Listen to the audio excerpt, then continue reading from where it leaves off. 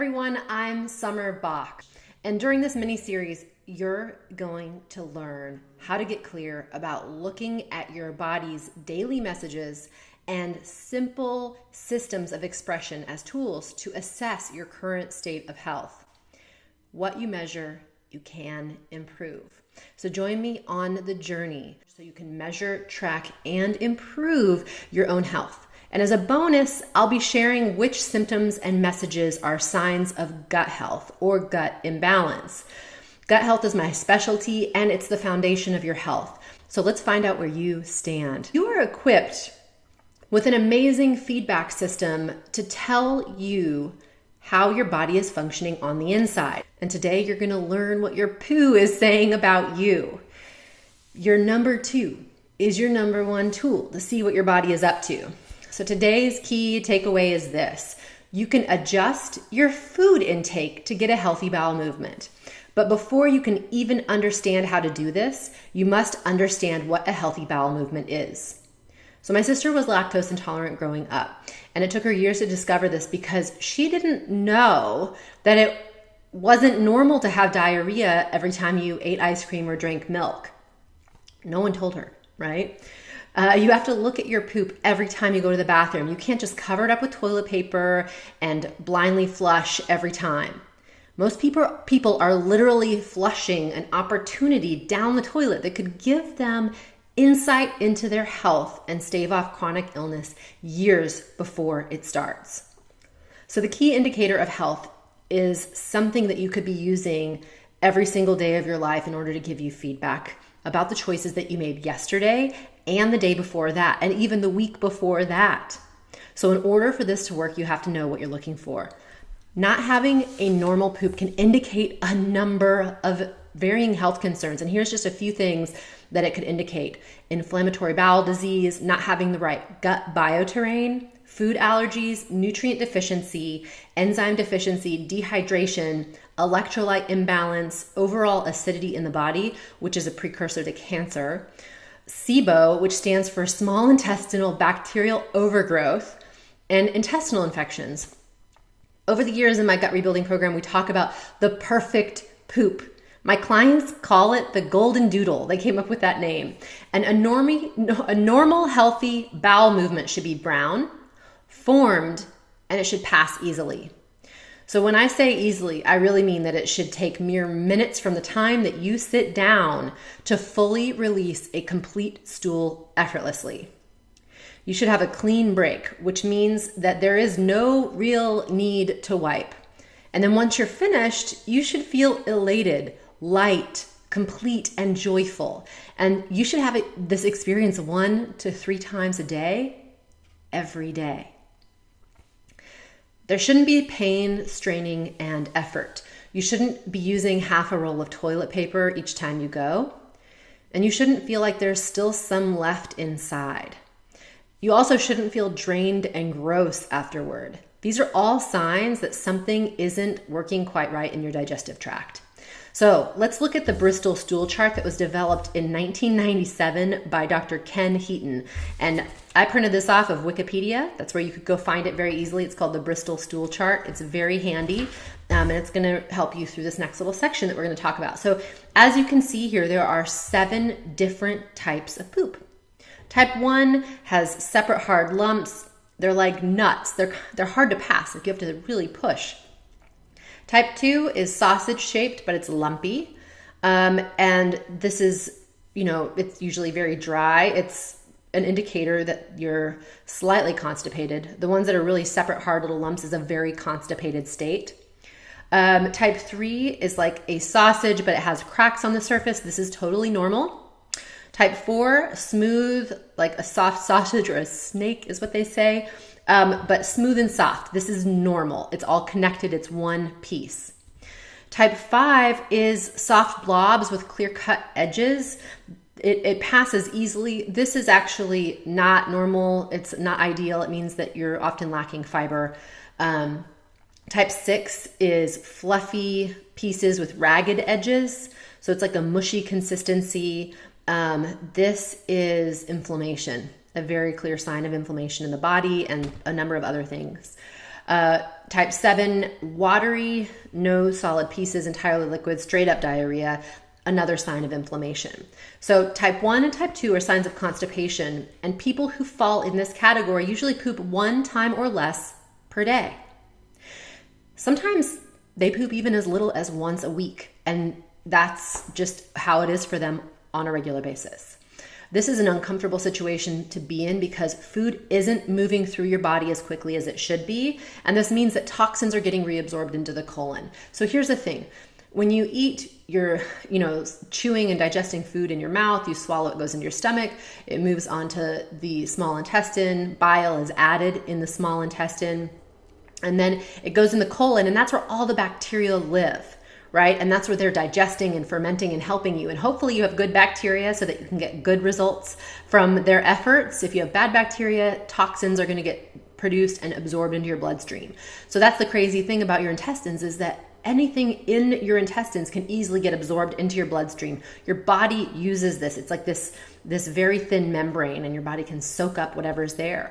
So as food is being digested, if it's moving too slowly through the colon, these waste products that should be leaving are actually getting reabsorbed into the blood. And then that goes back to the liver and is filtered again. And so it creates this really negative feedback loop of a lot of toxicity going, out of the colon, back into the liver, squirted back into the small intestine to be eliminated, squirted back into the sigmoid colon to be eliminated, and then coming back out. So it creates this cycle between the colon and the liver, and it's just constantly going. It's not good. Over time, this is going to make your blood funky. It's going to make your body toxic, and you're going to see it in your skin. So let's see. So this also, constipation, this can lead to SIBO, small intestinal bacterial overgrowth. It's exacerbated by slow motility. So one of the steps to healing SIBO is actually increasing your intestinal motility. And SIBO is often associated with rosacea. And those of you who have it, it's the redness on your face or your chest, allergies, food allergies, and just really like a highly reactive state in general. And that's somebody who's just like easily, like they eat something, they react, they touch something, they react. Not good. So types 5, 6, and 7 on the Bristol stool chart are diarrhea. These people often struggle with inflammation, and that can show up in a variety of symptoms like arthritis, allergies, hives, food allergies, things like that. And some people even just fluctuate all over the stool chart. That's a sure sign of IBS, intestinal bowel syndrome, irritable bowel syndrome. And, emotions also play a big part in poop, and they can instigate constipation or diarrhea. And we're going to talk about emotions and gut health in a couple of days. So stick around for that powerful lesson. All right. So your stools should be fully digested. There should not be any discernible food left over. This can also indicate that you're not chewing your food well enough if you're seeing whole pieces of food at the end. Now, we don't want to forget color. Your poop should be brown. The color brown in your poop is often caused by the food that's mixed in with the bilirubin from your bile, as well as the bacterial fermentation. And what's interesting is that the bacteria ferment your food. They're actually creating this slippery substance that allows your poop to move through your intestines easily and effortlessly. So having the right bacteria is crucial to not being constipated. If your poop changes color, it can indicate various things about your health. So green poop, it can mean that your food is moving too quickly through your digestive tract. It can also happen when you start eating more veggies or more chlorophyll. So we'll see that sometimes when people start doing my cleanse, they'll be like, my poop is kind of green. So usually it goes away within a few days, but if it persists, you need to make sure that you're getting your digestion stronger so that you're breaking things down properly. You're missing out on nutrients. They're moving right by before your body gets to absorb them. Light colored or white stool can indicate issues with bile production or even an obstruction of the bile duct. So that's can be more serious. Some medications can cause this too. And sometimes stool could even be covered in like a white cobwebby mucus. This is often caused by candida in the intestines or an intestinal infection. Black and red poop indicates blood. So that's not ideal, right? This is when it starts getting a little bit scary. Or it could be iron supplements or eating too many beets. So you really got to pay attention to what's going on there. Not digesting your fats very well can also indicate like liver, gallbladder issues. And you'll notice this when your poop is yellow, foul smelling, and greasy, which is not very fun. So speaking of smell, it's normal for your poop to not smell like roses. Not expecting that. But it shouldn't be nauseating. It shouldn't be overpowering, sulfuric, rotten smelling, or just super disgusting, right? This indicates that the bacteria in your gut are fermenting your food improperly.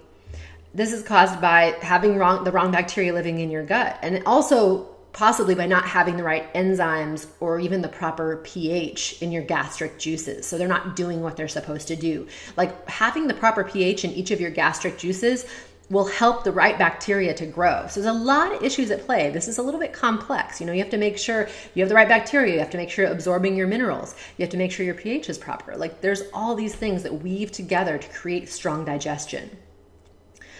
You're going to have to work on getting the right bacteria growing in the gut, getting the bad bacteria out, or the yeasts that are growing that shouldn't be there.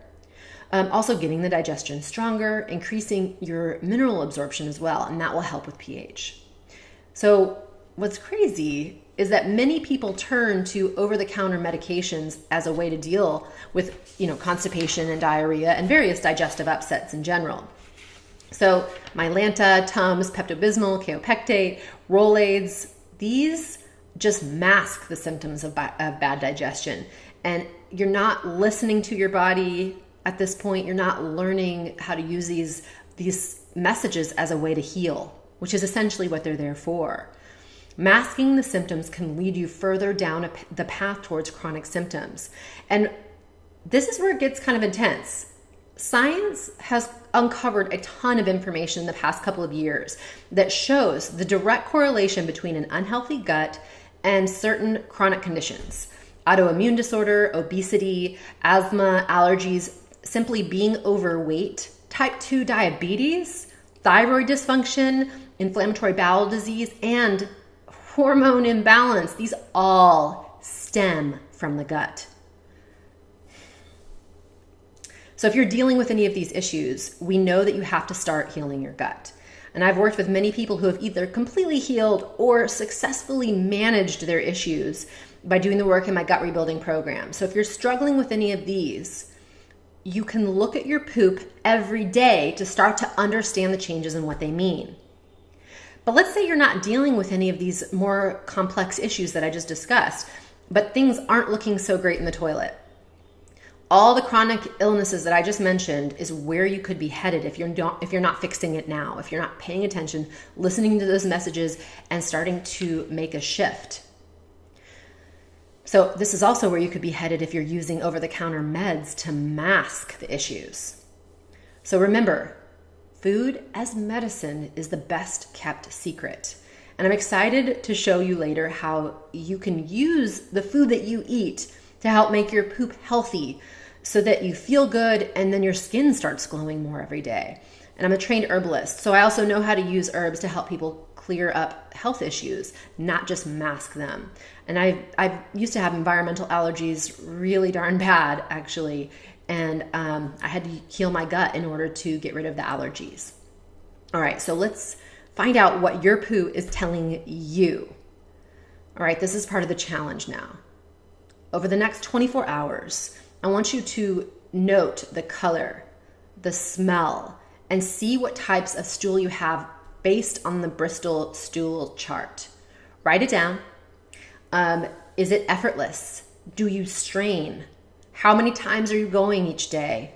Do you have a clean break? And how close are you to the golden doodle? That's my challenge for you. I just want you to look. I want you to pay attention. And just like with the skin, I want you to just look through fresh eyes. Don't make judgments about yourself. Don't be hard on yourself. Just look, just note. This is just gathering data. Data. There's no right, there's no wrong, there's data. That's the stage we're in. Once you've assessed the data, then we can start tracking it, and then we can start to make improvements from there.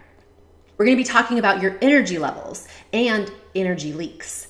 Your energy is your vitality and your life force. It's the power that moves you forward in your life. When your gut is compromised, your energy levels falter. So join me on the next video where I'm going to show you how you could be draining your most important resource. Thanks everyone. This is Summer Bock signing out.